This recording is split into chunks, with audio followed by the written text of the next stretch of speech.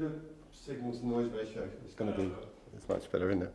When you start speaking, you're not going to notice it at all. Yeah.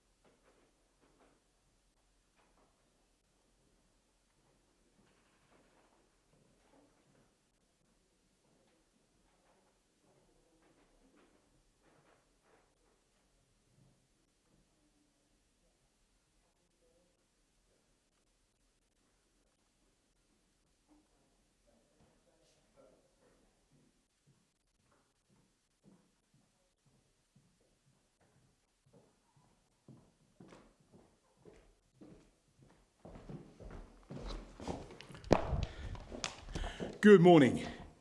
In the 2 weeks since I last addressed you from this podium, I'm pleased to report that we've continued to make steady progress in our collective effort to beat the coronavirus. For 3 weeks now, the number of new cases identified through testing each day has been below 1,000. The latest SAGE advice is that across the UK, the R rate remains between 0.7 and 0.9. SAGE also assess that the number of infections is shrinking by between 5 and 1% every day. The latest ONS data shows prevalence and new infections to be stable and low. The number of patients newly admitted to hospital with coronavirus each day and the number of coronavirus patients in mechanical ventilation beds have both fallen by more than 90% from their peak in early April. And while we mourn every death, the average daily death rate continues steadily to fall.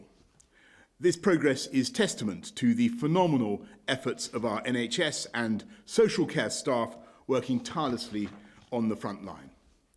And it has only been possible thanks to the character and fortitude with which you, the British people, have made fundamental changes to the way you all live and work.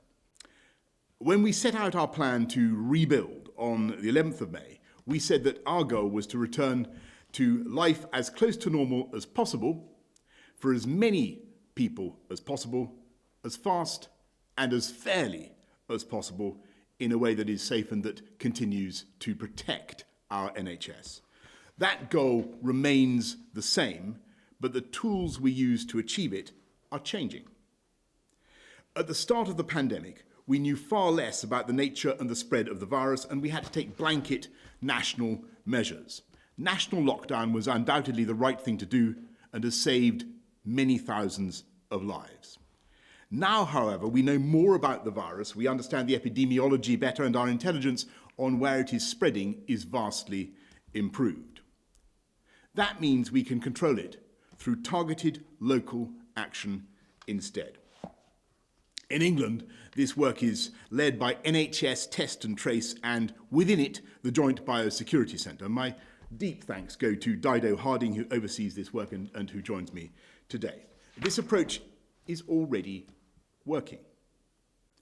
In Weston-super-Mare and Kirklees, we took swift and successful action to contain outbreaks at specific premises. In Bradford and Blackburn with Darwin, we identified troubling trends in the data and worked closely with respective local authorities to increase testing and take targeted action. That work continues. And in Leicester, we instituted a local lockdown in order to bear down on stubborn rates of infection. As the Health Secretary announced last night, we will begin to relax the restrictions there next week. We can do so because the data is improving, with the percentage of people testing positive falling from a weekly rate of 12.2% on the 29th of June to 4.8% yesterday. The approach varies in different parts of the UK, but all parts of the UK benefit from the support of our armed forces, additional testing facilities, and billions of pounds of support provided by this government. Today, we are publishing our framework for containing and controlling future outbreaks in England, which will enable national and local government to work closely together. From tomorrow, local authorities will have new powers in their areas. They will be able to close specific premises, shut public outdoor spaces, and cancel events. These powers will enable local authorities to act more quickly in response to outbreaks where speed is paramount. Action by local councils will not always be sufficient, so next week we will publish draft regulations which clearly set out how central government can intervene more effectively at a local level. Where justified by the evidence, ministers will be able to close whole sectors or types of premises in an area, introduce local stay-at-home orders, prevent people entering or leaving defined areas, reduce the maximum size of gatherings beyond national rules, or restrict transport systems serving local areas. I know it will be hard going for people affected by these local measures. It isn't easy, and for some it may seem unjust that people just a short distance away can live their lives closer to normal. But it has to be right that we take local action in response to local outbreaks. There is no point in shutting down a city in one part of the country to contain an outbreak in another part of the country. Now, of course, this local approach relies on having an effective testing regime in place. And here we have made substantial progress. Antigen test capacity, that's the test which tells you if you currently have the virus, has increased 100-fold since the start of March, from fewer than 2,000 tests a day to more than 200,000 tests a day now. Publicly available data suggests we are now carrying out our tests more than anywhere else in Europe in total, and more tests than Germany, France, Italy, and Spain per capita. We've set up testing sites around the UK and now have 200 mobile units which can be rapidly deployed wherever they're needed. It's now the case, and has been for some time, that anyone, anywhere in the UK with symptoms can get a test without delay. we're also testing increasing numbers of people who don't have systems but who are at higher risk. As we approach winter, we will need to go further, not least as many more people will show COVID-like symptoms as a result of seasonal illnesses and therefore require a test. So we will further increase testing capacity to at least 500,000 antigen tests a day, that's 3.5 million antigen tests a week, by the end of October. Demand for testing is not the only challenge that winter will bring. It's possible that the virus will be more virulent in the winter months, and it's certain that the NHS will face the usual annual winter pressures. We've taken a number of steps, therefore, to get the NHS ready for winter. We have massively increased the number of ventilators available to patients across the UK, up from 9,000 before the pandemic to nearly 30,000 now. We've substantially increased the pipeline of personal protective equipment for the NHS and social care, constituting over 30 billion items of PPE over the course of the pandemic. We will be rolling out the biggest ever flu vaccination programme in the history of the UK. We will also, of course, give the NHS the resources it needs. And today I can confirm that we're providing an additional £3 billion of funding to the NHS in England to get ready for winter. Scotland, Wales and Northern Ireland will also receive additional funds. This will allow the NHS to continue to use the extra hospital capacity acquired from the independent sector and also to maintain the Nightingale hospitals until the end of March. This new funding comes on top of the additional £30 billion of funding for health and social care that we've already announced this year.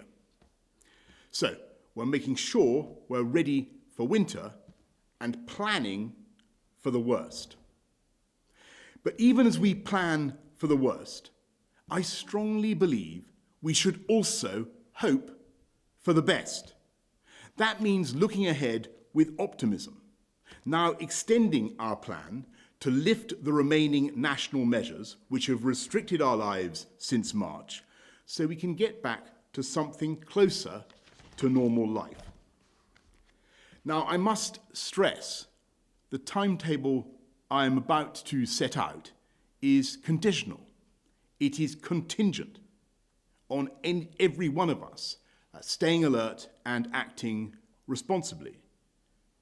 It relies on our continued success in controlling the virus, and we will not proceed if doing so risks a second peak that would overwhelm the NHS.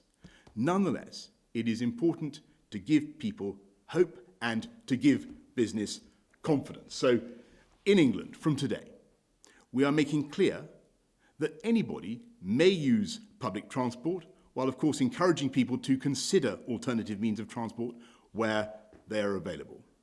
From the 25th of this month, July, we've already committed to reopening indoor gyms, pools and other sports facilities. From the 1st of August, we will update our advice on going to work. Instead of government telling people to work from home, we're going to give employers more discretion and ask them to make decisions about how their staff can work safely. That could mean, of course, continuing to work from home, which is one way of working safely, and which has worked for many employers and employees. Or it could mean making workplaces safe by following COVID-secure guidelines.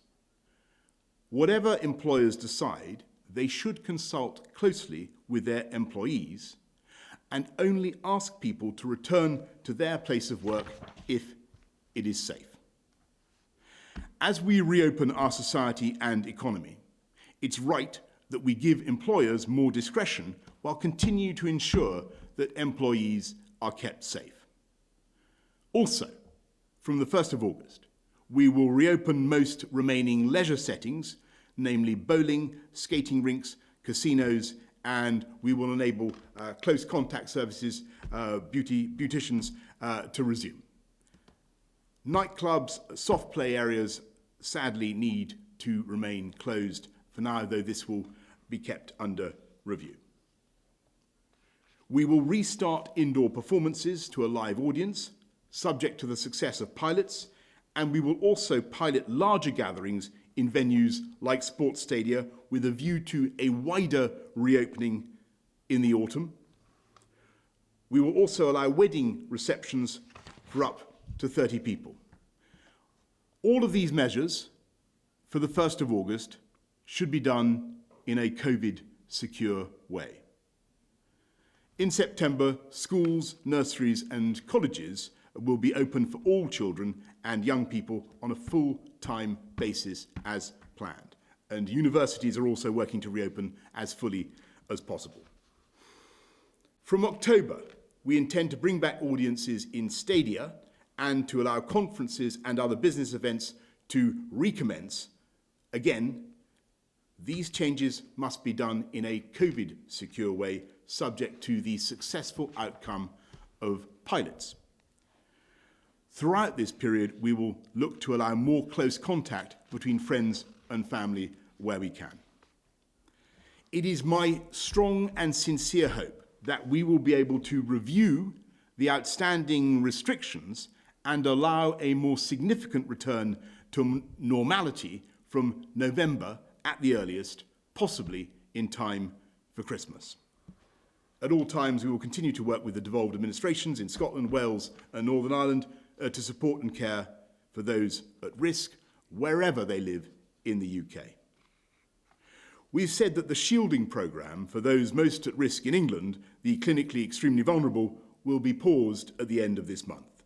We will stay constantly vigilant and be sure to restart shielding at any point if required. Now, I know some will say this plan is too optimistic, that the risks are too great, and that we won't overcome the virus in time.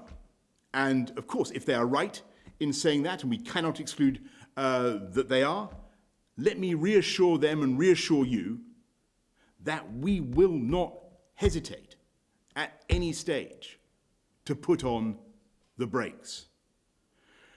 From May the 11th onwards, this plan has been conditional, and it remains conditional. But if we continue to pull together, as we have done so far, I know we can beat this virus. Hoping for the best, but planning for the worst. And it's in that spirit that we must carry on waging this long, hard fight against coronavirus.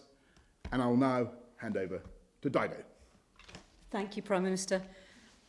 Firstly, I want to set out how far NHS Test and Trace has come in just 6 weeks. In the last 6 weeks, just under 2 million people have been tested for coronavirus, and over 34,000 have tested positive.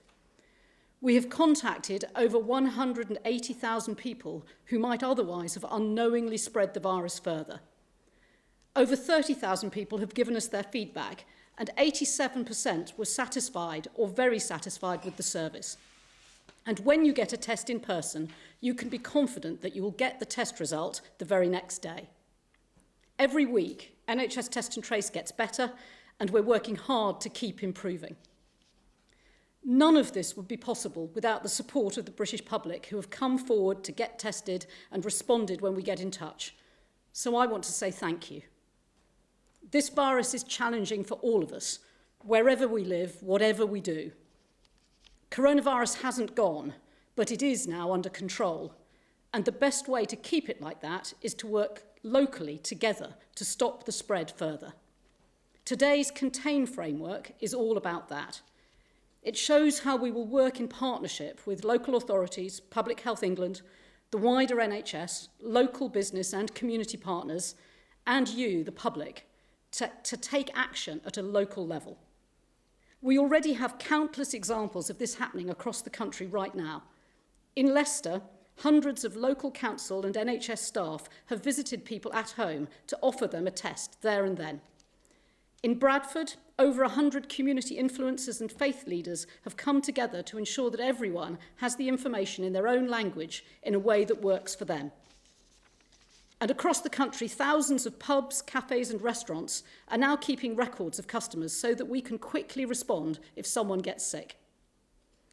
Each week, over 100 local outbreaks are being successfully managed by local authorities and Public Health England teams and community partners.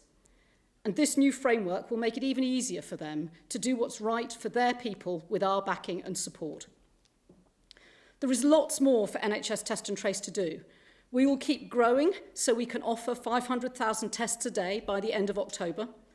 We will launch an app and backwards contact tracing to find the source of outbreaks. And we will recruit more people to work in local health protection teams. Making sure that NHS Test and Trace is ready for winter is the job for me and my team to do over the summer. But NHS Test and Trace depends on all of us acting responsibly. If you get symptoms, please get a test and help us reach anyone you will have been in contact with. I'm sure that this is how we can best protect our families, friends, colleagues, and our local communities, and all get back to do what we love the best. Thank you. Thank you very much, Dido.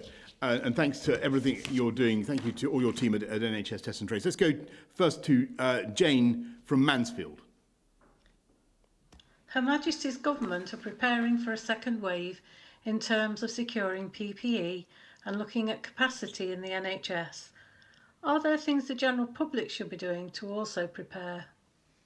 Well, thanks very much, Jane. Yes, I think the most important thing everybody should be doing is thinking about the basic things we can do to protect ourselves and to protect everybody else. So all the washing your hands, observing social distancing, using face coverings on public transport or in shops, the basics to stop the spread of the disease. Those will be so powerful. They have been so powerful in getting the disease down in the way that we have. It's been a huge public act of coming together that has really made this possible. We now have some extra tools, of course, at our disposal. The new powers that I've just announced for local government, for national government to do local lockdowns, the vastly improved capacity we now have for testing, the NHS Test and Trace operation. There are also, of course, new drugs, preparations, therapies for the disease that we didn't have at the outbreak. But the single most powerful thing we can all do is to continue to follow that basic guidance. Anything you want to add? Just if you don't feel well, if you have a temperature, a persistent cough, you've lost or changed your sense of taste or smell, get a test. Whoever you are, whatever you do, however old or young, if you're in doubt, get a test. That's probably the most important thing you can do to help NHS Test and Trace contain the virus. And we can get the result of that test back within 24 hours? Yes, you will get the result. If you come to one of our face-to-face testing centres, you'll get the result the next day. Thanks very much, Dido. Thank you, Jane. Victoria from Tadcaster has written, you're urging people to go back to work if they can. However, our main childcare providers are grandparents. That means we must stay 1 metre from within households. Do you plan to scrap the 1 metre distance rule within households and allow them to provide childcare, and in turn more people will be able to return to work? Well, Victoria, it's a very, very good question. I think the answer there is that I think your grandparents your children's grandparents would count as part of the bubble that you're forming with, as it were, within with two households indoors. So I think you'd be okay, Victoria. I can tell you you'd be okay to continue with those childcare arrangements within your household.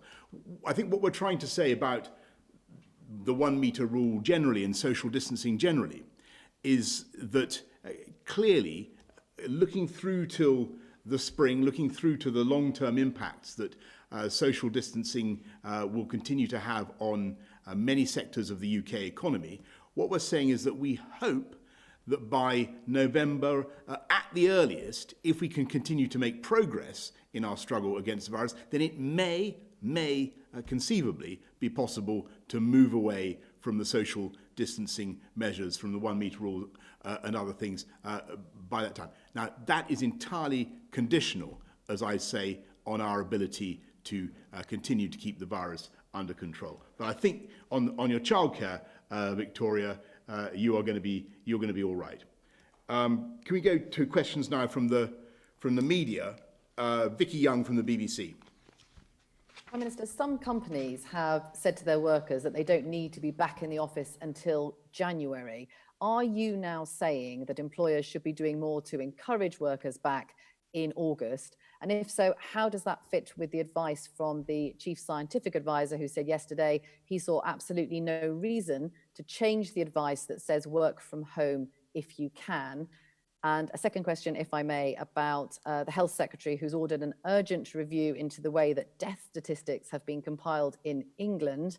Do you have confidence in the work of Public Health England? Well, thanks very much, Vicky. Look, on what was, I totally agree with Sir Patrick Vallance on what he's saying. Obviously, it's not for government to decide how employers should run their companies and whether they want their workforces in the office or not. That's very much for companies. And what we're saying now is that if employers think it'd be better and more productive for their employees to come into the office and they can work in a safe way, in a COVID secure way in the office, then there should be discussions between the employers and employees, and people should take a decision. And what we're saying is that we want to encourage people to think it is safe to come in to work, provided employers have done the work they should have done to make their premises COVID secure in the way that so many businesses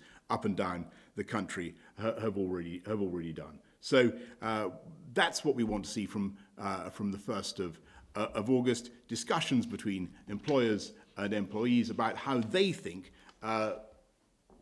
people can be most productive, and if everybody thinks that it can be done safely, if people think that the place of work is safe, then of course people should come in if that is what the decision is. But it's not for government to make that decision. If people are very productive at home, and I think there's been a huge amount of people have discovered a lot of different ways of working in the last few months, and some people have been extremely productive from home, and I think new patterns of work have been emerging. I think many, as you began your question, many companies are seeing opportunities to do things differently. But where employers think it's now time to get people back, and certainly they will want to be seeing people coming back into the civil service here in London, where employers think it's time to come back and it can be done in a safe way, then that is what we think they should be doing. But it's for them and their employees to decide. On the statistics, that I think Matt Hancock is going to be doing a review of those statistics and with Public Health England. Thank you very much, Vicky. Let's go to Beth Rigby of Sky. Thank you, Prime Minister. On the one hand, you've just said that you think the virus could become more virulent as we head into the winter, and yet you're also still easing restrictions as well. Are Sir Patrick and Chris Whitty not here with you today to explain the public health and scientific considerations behind these decisions? Because they are two of the people, to quote you, who believe this plan is too optimistic and the risks are too great. No. Chris and Patrick are I think, giving evidence to the Lords and doing lots of things today. In fact, they briefed the Cabinet earlier on today on these plans. But I must stress that the Chief Scientific Advisor, the Chief Medical Officer, give us advice, which we, of course, take very, very seriously. But in the end, decisions are taken by the elected politicians. We have to weigh the advice that we get. And I don't think that our wonderful scientific and medical advisors would want to take those decisions for us. Those are decisions for us to take. And I think people should understand the balance of what we're saying. What we're saying is that where employers decide with their employees that it's safe to come back to work, then people should come back to work, and provided that that can be done in a COVID secure way. Thanks very much, Beth. We're going to go to Carl Dinnan from ITV.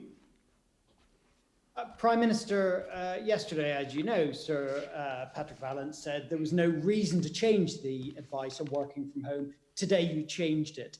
Has something happened in the meantime that has meant that you can now change that advice?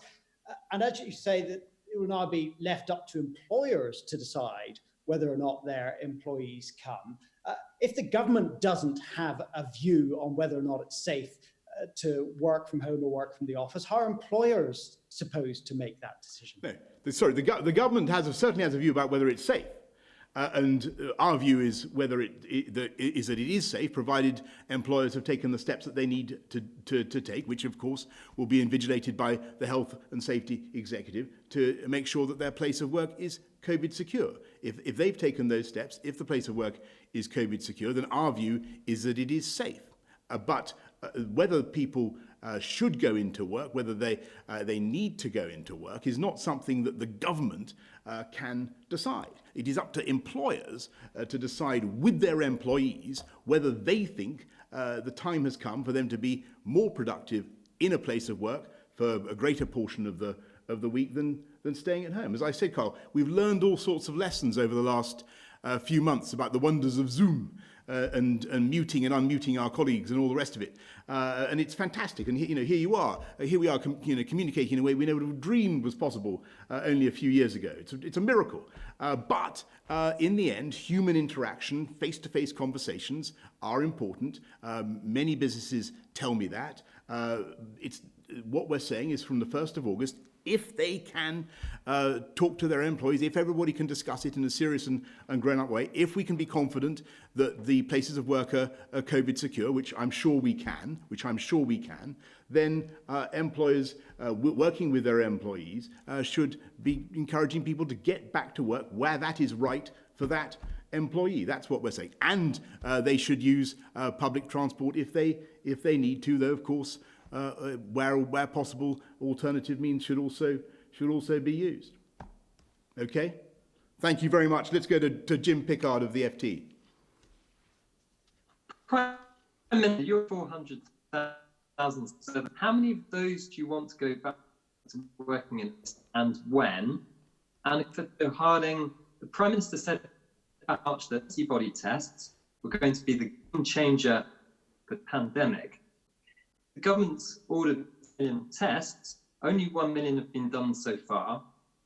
Those done with healthcare and care home staff. When are you planning to roll that out in the community, or have you concluded that this is not a game changer after all?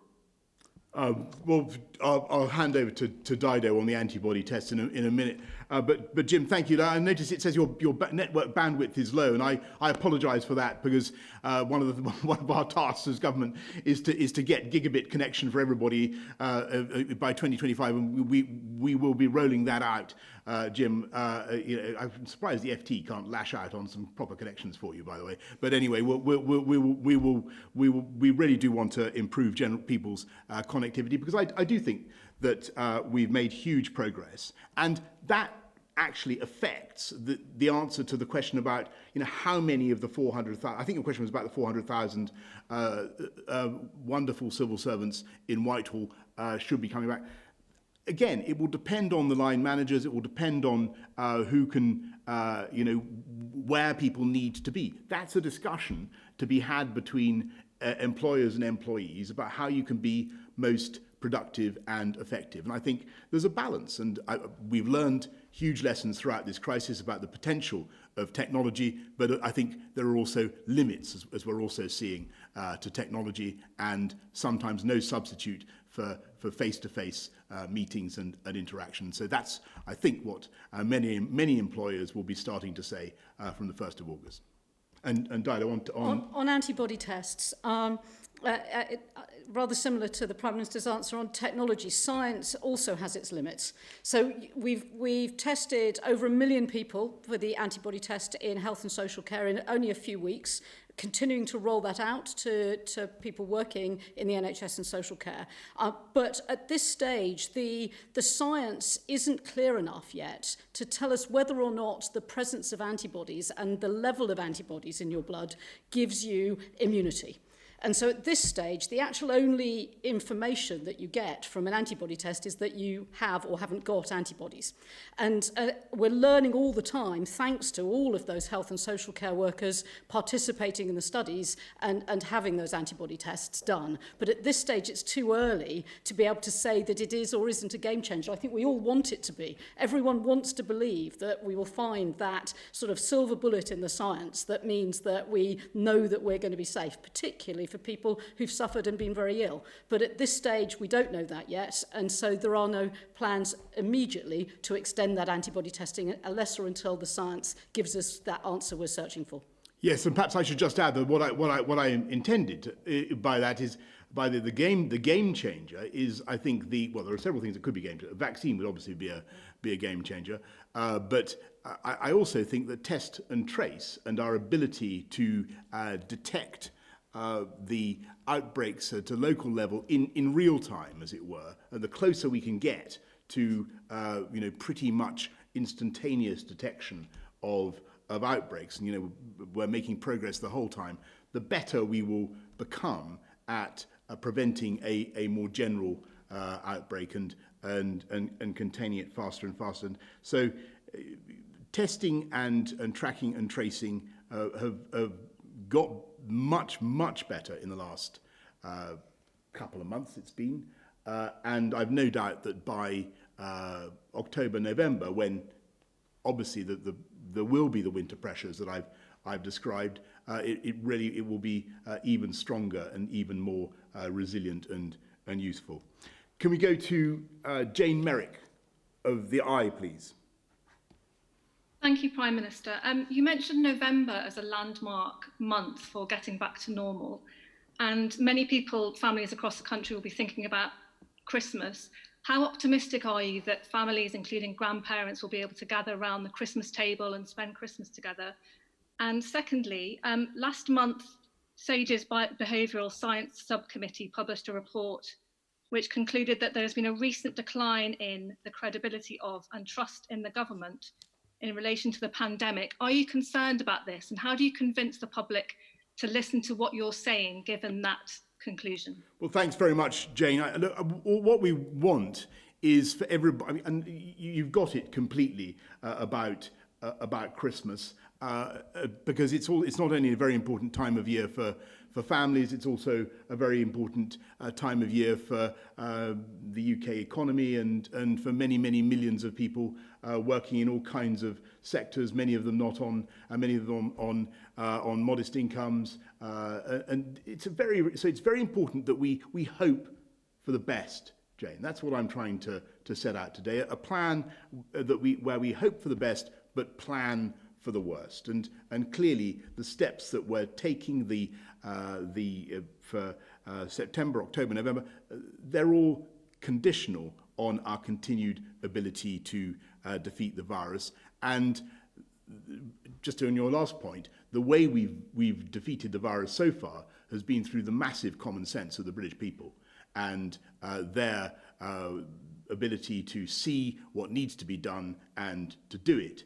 And that is how we've reduced the number of deaths, the number of hospital admissions, and have got the virus to the stage it is at. And of course, Jane, if you look at other countries around the world, I must say this in all candour to the British people, they look at other countries around the world, we can see all too clearly what could go wrong if we don't continue to follow the guidance, if we don't continue to keep this thing under control, because plainly this is a very contagious illness, and there are parts of the world where it's continuing to spike. We don't want to see that in this country. We think we have a new panoply of tools that will enable us to fight it. The local lockdowns, the measures that we're bringing in, the contain framework, test and trace, new drugs, new therapies. But in the end, the real secret is in the common sense and the collective action of the British people. Thanks, Jane. Let's go to Paris Goutsayanis of the Scotsman. Thank you, Prime Minister. Nicola Sturgeon's net approval rating on coronavirus is 99% higher than yours. The SNP is on course to win an unprecedented majority in the Scottish Parliament elections next year, and support for independence has never been higher.